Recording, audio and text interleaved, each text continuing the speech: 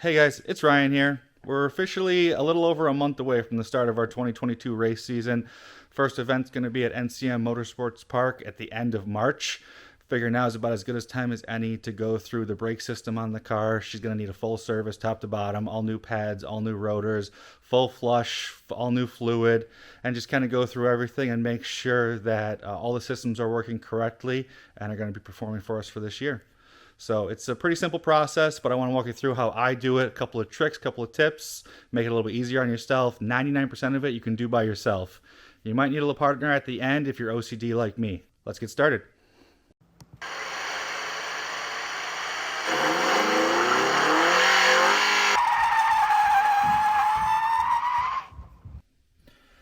Alright guys, so I got all my parts here laid out. I've got all 4 brake rotors. I've got all my sets of pads. I've got my God's Juice brake fluid over here. And I'm also going to be installing these anti-rollback springs from StopTech on my front calipers. Like I said, I am running the STR42 brake kit on my car. And I was noticing last year that when I was hitting some curbs a little aggressively, I would get pad knockback in my brakes. So I was consulting with a couple of the guys in the off season and V8 Roadsters who set up my kit for me, and we recommended to go with a 2-pound spring behind the piston in the calipers to prevent the pads from being knocked back over bumps or curbs or anything like that on the track, because it is a pretty serious issue, especially if you're not expecting it. So this is everything that we need here. I am going with all 2-piece hats and rotors. I'm using StopTech friction rings for my fronts. They're 11.8 inches in diameter, I believe. They are directional vanes. The rears, I'm also using 2 pieces with the V8 Roadster hats, but I'm using Goodwin Racing friction discs. They're just solid friction discs for the rear. The rear set will last me all season. For the pads, I'm running PFC Performance Friction 11 compound pads in the rear, which are a great brake pad. They've got a real strong bite to them, and they will also last forever. They're also really good in moderate to higher temperature ranges. In the front though, I did step up to PFC 13 compound brake pads because I was finding out that the PFC 11s in the front didn't give me enough initial cold bite. So I stepped it up to a little bit more aggressive cold bite pad. I'm not sure what that's going to mean as far as when I get into heavy braking under really high heat and how they wear or how they work. But again, I'm driving a Miata. I don't go that fast. So I'm really excited to see how these perform for me this year. So let me get the car up in the air, get the wheels off, and we'll start going through the process.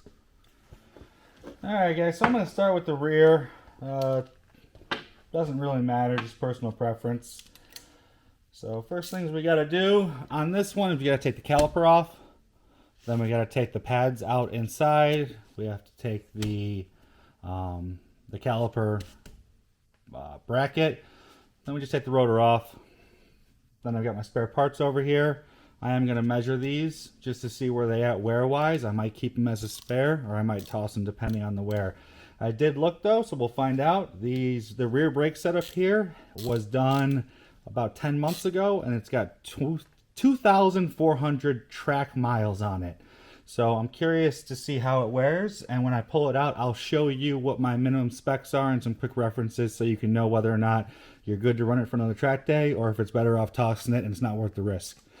So taking it off here, it's 2 bolts here on the caliper itself, 2 bolts on the mounting bracket. Rotor pops right off. I've also got to take off, I've got hub-centric rings around my hubs because I run aftermarket wheels and they're not hub-centric to the car, so I had to have an adapter. So I'll get these screws undone and then we'll measure them up and see where they're at.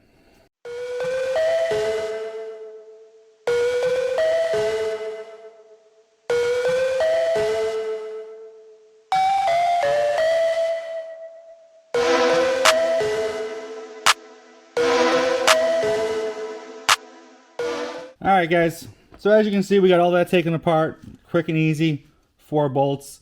So now let's measure the wear on the old pads and rotors and see if they're worth saving or not. So grab yourself a caliper. The measurements that I'm going to be using here are going to be an inch. That's the standard from these manufacturers. Real quick, zero it out. And let's measure. All right, 0.3755. Measure it in a couple different spots. 0.376 and 0.378. So this rotor still has a ton of life left on it. Manufacturer gives you from 3.8 down to 0.325. So it does have a little bit of wear pattern into it, but no cracks at all. So it's still a really good friction ring. So it is a little bit older though, so I'm going to keep this as a spare for now and cycle it out with a new set of pads. Now we're on to the brake pads, and quick and easy for me, I don't really go by anything that they tell me. I measure the metal backing plate on the pad, which for this one is about 1.98, and then I measure the entire pad, about 3.98. So this pad material right now is basically the same thickness as the metal backing plate.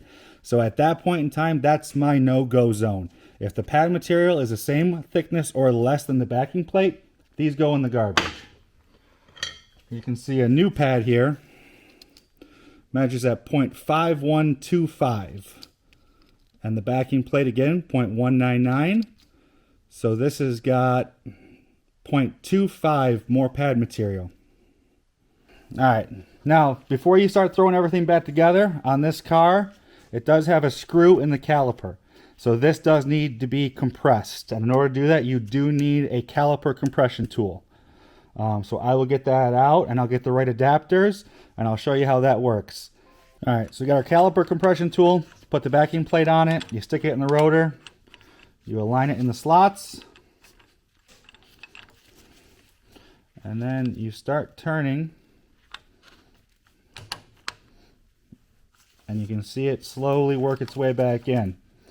Now, I am flushing all of my brake fluid, so I don't care that I'm shoving brake fluid back up through the lines. But if you are not flushing your entire brake system, you would crack open your bleeder right now so that this fluid would exit the caliper instead of going back into your lines. But because it's a track car, I flush the brakes and I bleed the brakes over a dozen times a year. So we're getting a full flush. I don't got to worry about it. Shove it back in there until it's compressed fully.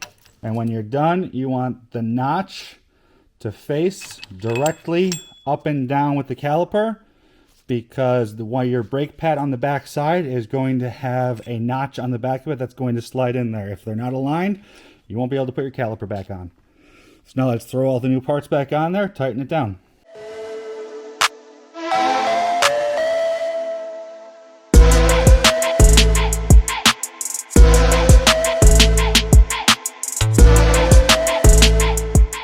Now once you've got your caliper bracket back on, you want to put your brake pads in the bracket. You want to make sure that they go the correct way, the radius, the larger radius on the outside.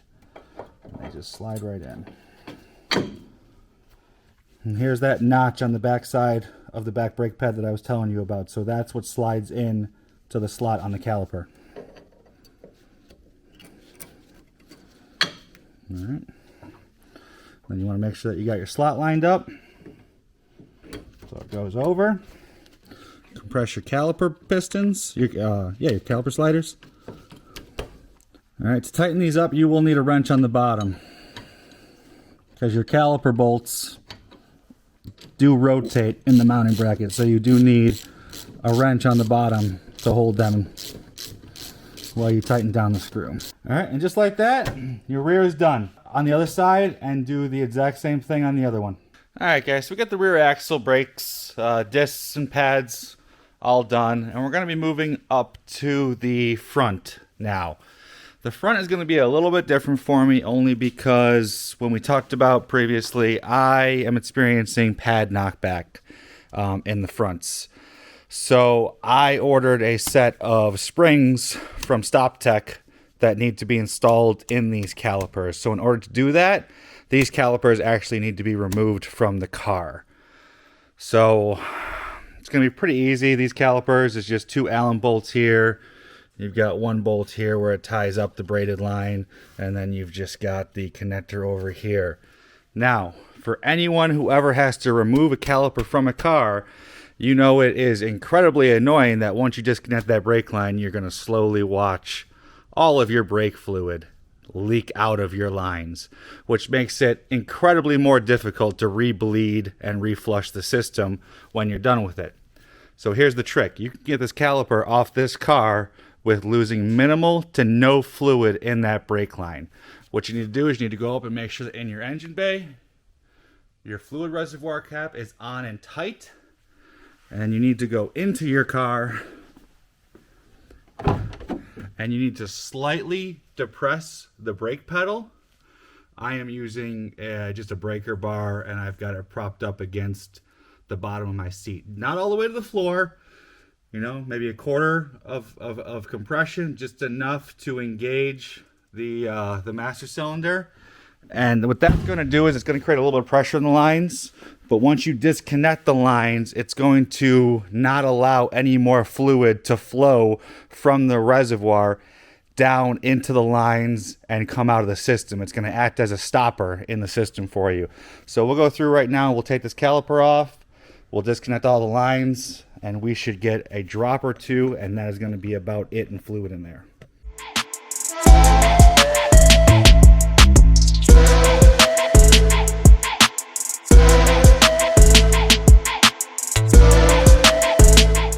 So the brake line here is going to be a 10 millimeter.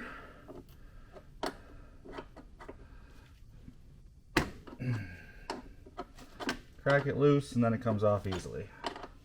Do not over tighten your brake line connectors. I know everyone, it's a critical point. I don't want it to fail.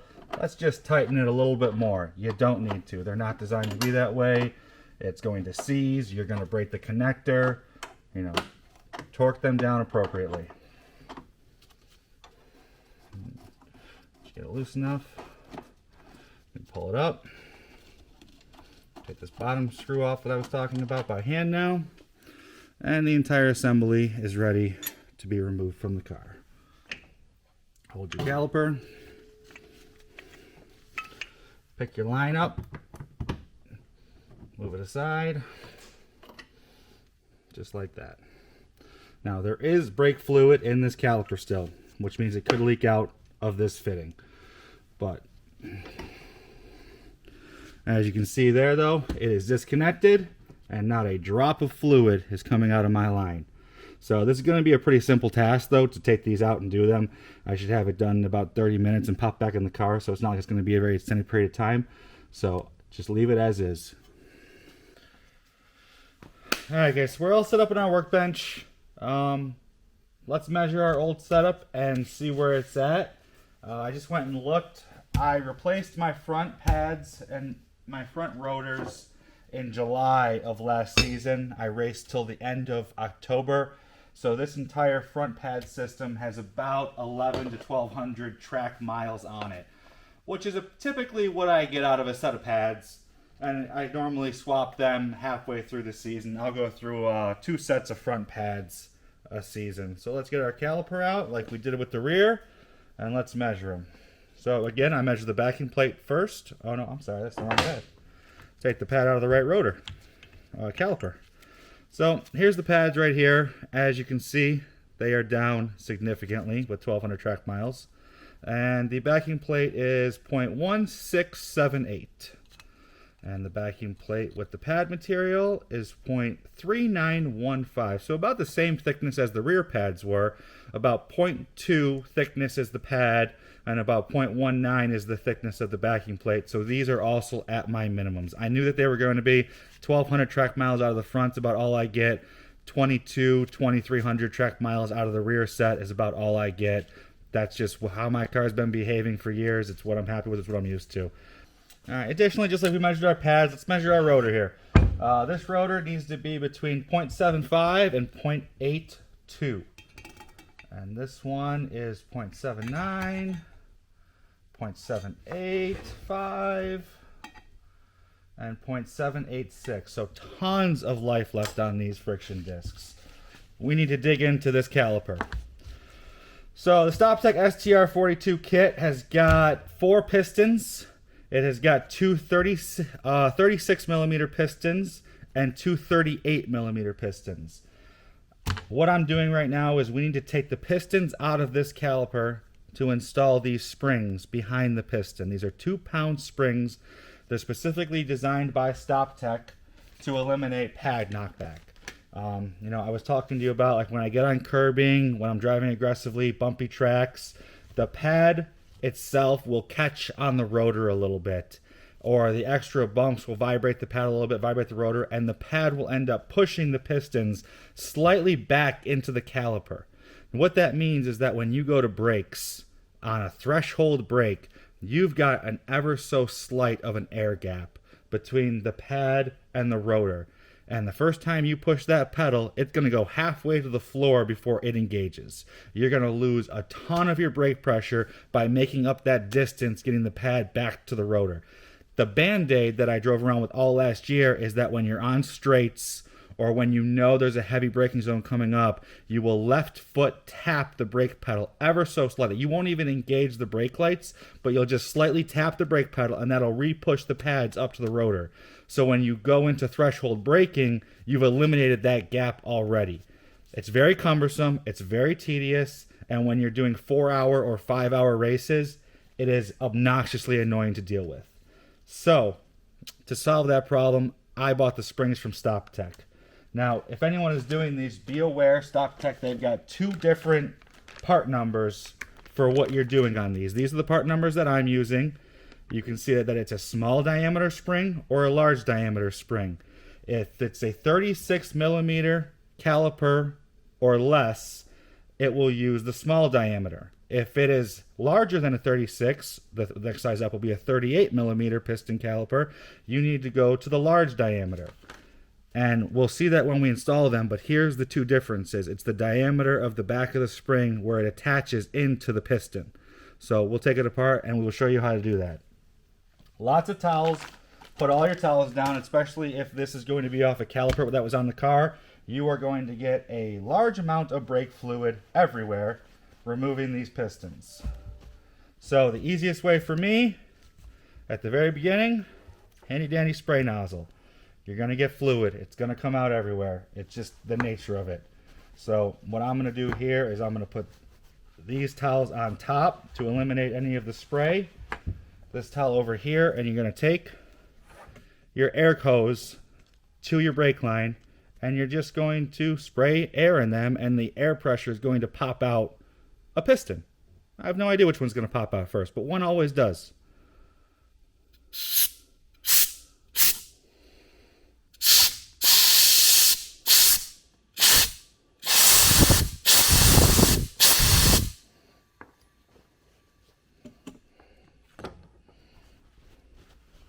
All right. And here we are. If you look, this back piston is the first one that popped out. This is a 38 millimeter piston. Here's the back of it where the big circle is, and that's what your spring is going to attach to. So now that one of them is out, your caliper is going to leak brake fluid like a sieve. All right, so once you get most of that cleaned up from the first piston that pops out, you're going to I found out that I go around the caliper and I do one piston at a time. Because once one of them pops out, you can't pop the other ones out with the air hose anymore until you put the other one back in, or all the air is going to come out of the one that just popped out for you. So it's a great time to inspect your caliper pistons, clean them up. They get dirty. You don't want any of that going back in there through the seals. So just clean up all the sides on them, clean the back up of all of them, and then you'll see on the front you can clean that up a little bit too if you'd like. All right. Once it's all cleaned up, you take the diameter of your spring and you stick it on the back, just like that. And then you take it from where it popped out and you put the spring in. A game of whack-a-mole for a little while on it. You want to put the first one in, and when you push this in, you might squirt some brake fluid out of your hose again. I want to make sure that they're going straight. It's a little tricky until you get used to it. Alright, so that one is in. So now, what I will do is I'll take my hose and I will hold that piston. That's because it's really easy right now. I just have the one in, and I'll spray it until another one pops out.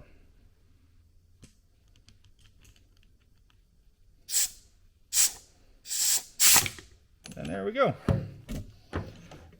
Slightly annoying in the order that they're popping out. I normally like it when they're next to each other, but that's all right. So this time we popped out a 36mm piston, and you can see the notch on the back of it is a completely different size, hence the springs. So again, clean this one up. Now you're going to install the small diameter spring on the back of this one. And these ones are a little bit tricky. I have to use a screwdriver to do it. There we go. Once you use a screwdriver, pry it on the other side, you're all set. Now we clean that hole up where this one came out of. Once you put a piston out and you put a spring on it, it will be much more inclined to pop out a second time. And when you put pistons in, it is going to create air pressure in there, and it will try to pop out the one with the spring. So hold your other pistons in your other hand while you pop that one in. So now we've got two in. And because they're on other sides, now I've got to use some tricks. So you take your old brake pads or whatever else you had laying around, and you're going to insert these into the caliper in a way to block the pistons you don't want to pop out and allow the pistons you do want to pop out.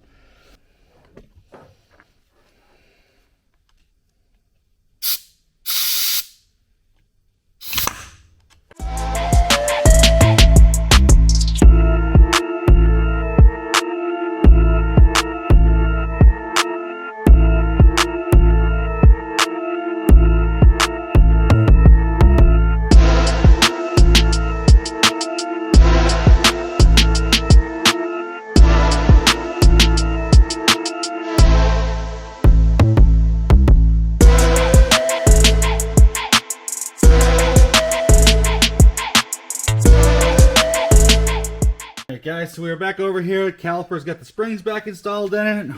We've got our new rotors, our new pads. Let's put everything back together. Rotor first, and it is important that your front rotors, depending on who your manufacturer is, they might be directional. Mine are directional in the fact that they do have the vanes pointing towards the rear of the car, and they are directional inside the rotor. They have a vane pattern to disperse heat. You will need to consult the manufacturer who makes your rotors to find out what direction they need to go, because they are all different. And it does not matter which way the slots go. The slots can go backwards, the slots can go forward. It's based on the internals of the rotor design and what the manufacturer says. So consult the manufacturer. So we will now turn this out of the way again, and we will get the caliper back installed. Make it a little bit easier for myself, I'm just going to put the pads in this way. That way I don't have to worry about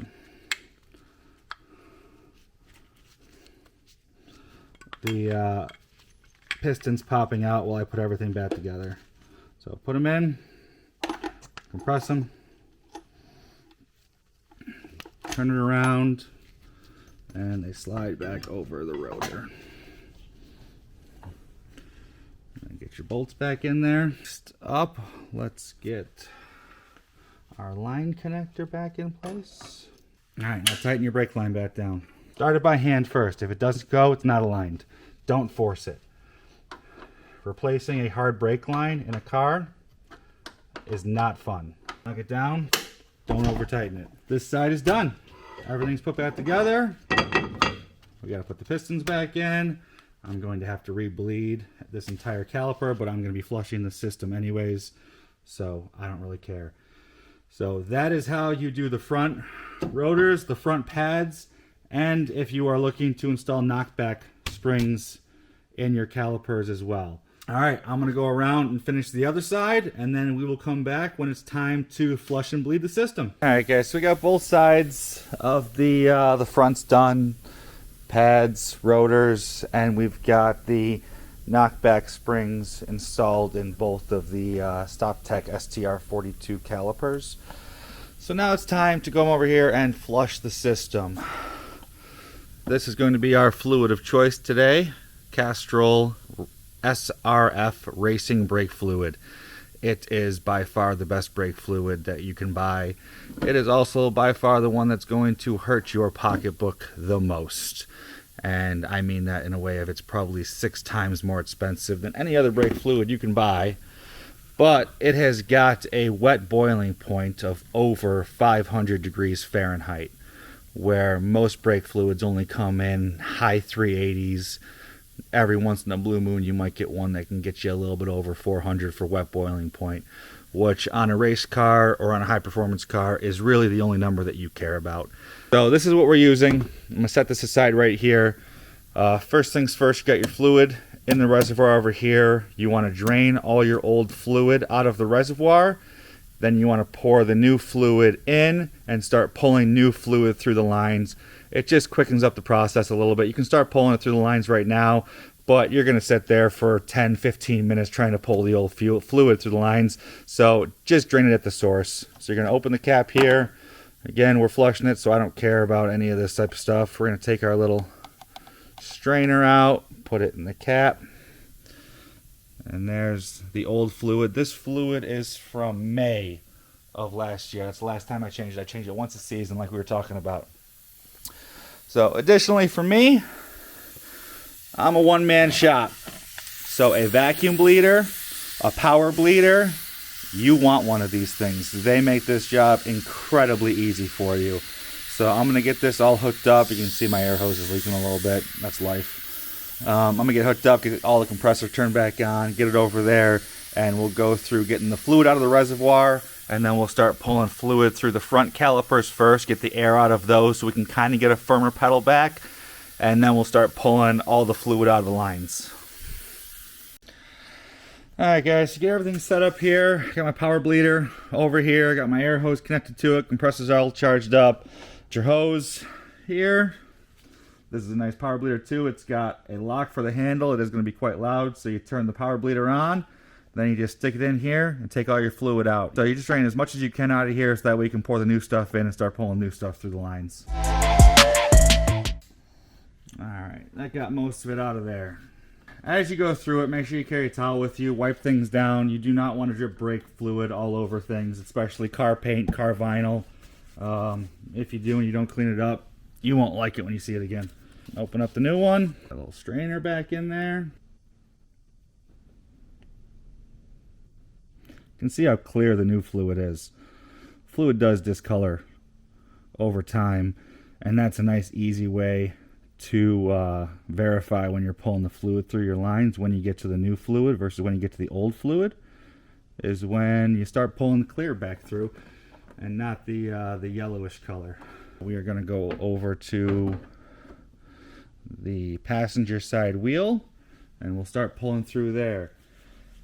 Alright guys, we got you on the back side of the front passenger caliper, and since we removed this line all the way up into the caliper has no fluid in it. It's all going to be air. So I took my bleeder cover off here. We're going to put our hose on here, crack open this bleeder, start pulling on it until fluid comes out. I'm not going to do my full flush right here. I just want to pull it until the fluid is back in the caliper, and then I want to pull it until the fluid is back in the other caliper on the driver's side, just to get the brake semi-bled, so that way I can pump the pedal and create a little bit of pressure in here, get all the pads set against the rotors, and then I will follow the traditional flush and bleed technique. Put your wrench on the back side, put your power bleeder nipple on the bleeder, just like that. Turn on your power bleeder, lock the engagement handle, and then we're going to crack open the bleeder.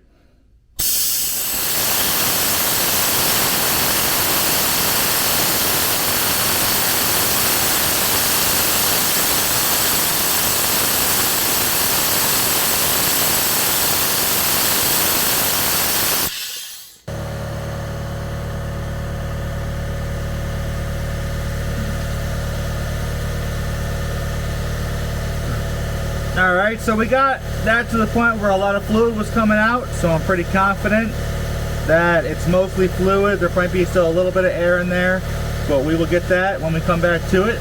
So I'm going to go do the other side and get enough fluid back into that one, and then we're going to continue on with the traditional flush and bleed. We are going to follow traditional flush and bleed procedure.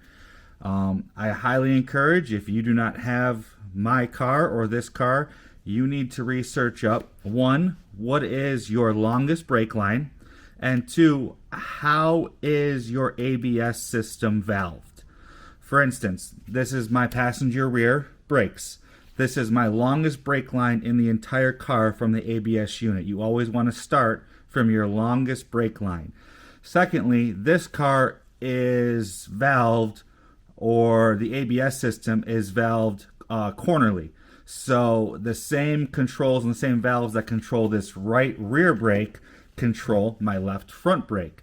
So alternatively, you want to start with your brake caliper that is the furthest away from the ABS unit, but then you need to cross bleed and cross flush. So once I'm done with this system, you'll immediately go to the other side or the other place that the ABS system outputs to. So for this car in particular, you will bleed and flush from the right rear, then you will go to the left front, then you will go back to the left rear, and you will finish at the right front. It is important that you bleed in that order to ensure that everything comes out and everything goes smoothly. So this is my longest brake line in the car. It's got old fluid in it. So we're going to sit here, put the bleeder on, crack open the nipple, turn on the power bleeder, and we're just going to wait. It's going to take a while, maybe 10-15 minutes, to where I'm happy that I've gotten all the fluid out of this line. Additionally, you'll need to leave the master cylinder fluid reservoir cap off, and you need to monitor your fluid level. If you're sitting over here and you're draining and you're not paying attention and your fluid reservoir goes dry, you get to start all over again. Do not let your reservoir run out of fluid, or you're just going to start pulling more air into the lines. So set this up, leave it, monitor your fluid in the reservoir. My reservoir can hold just about 100-150 milliliters of fluid. So I will go up there, and once I have set this aside and started draining it, once it's gone through 1 or 2 entire reservoirs full of fluid, I will know that it's pulled enough of the fluid out here and that this is now fresh fluid in this corner. So let's set that up. We got our wrench on it. We got our bleeder hose on it. We'll turn the bleeder on. We'll crack open the bleeder valve.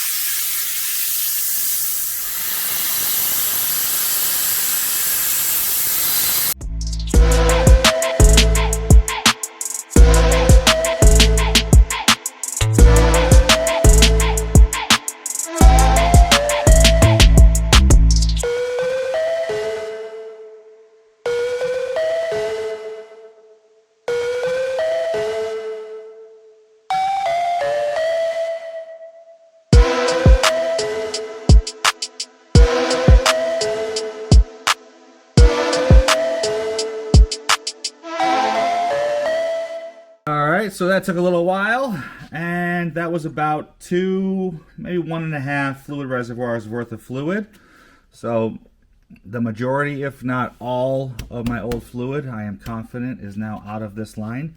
So now we will move over to the left front, and we will do the same thing. Then we'll move over to the left rear, and then move over to the right front and do the exact same thing in that order. Remember, monitor your fluid reservoir. Do not let it run empty, or you come right back over here and you start from scratch. Very important. So let's go around, do all of those, and then see what kind of pressure we got.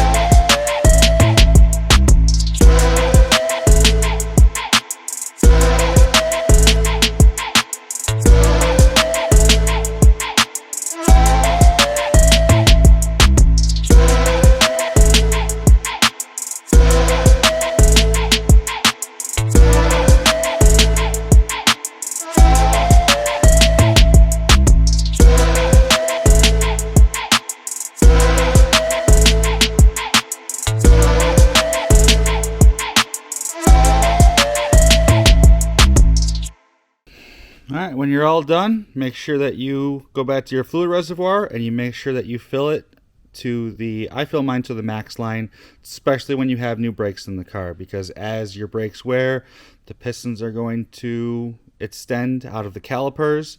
It's going to use more of your fluid. So with new brakes, well, you want it at the maximum. Come in here and double check. When we're all said and done, this is a liter bottle, and we have got 250 milliliters left, so we use 75% of that bottle. I do keep these. I try to seal them up as best that I can, and I'll use them throughout the year if I do a flush, or no, I'm sorry, if I just do like a corner bleed halfway through the year, just get a little bit of extra fresh fluid in the actual corners. So come back in here.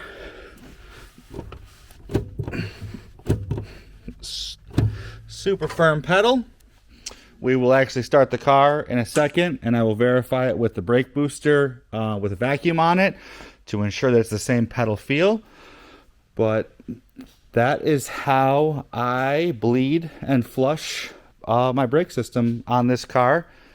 And, you know, like I said, if you do it this way with the power bleeder, you can do it all by yourself. You do not need any help. It really works very well. I hope this will answer any of your questions if you're looking to flush or bleed your system at all, or as well as if you're looking to put some anti-knockback springs in your calipers. It's a lot easier than I thought it was going to be. So if there's anything that I missed, anything you want to see in more detail, please give me a comment, send me a message, let me know how I can help you out. Thanks for staying with me. Enjoy the rest of your day.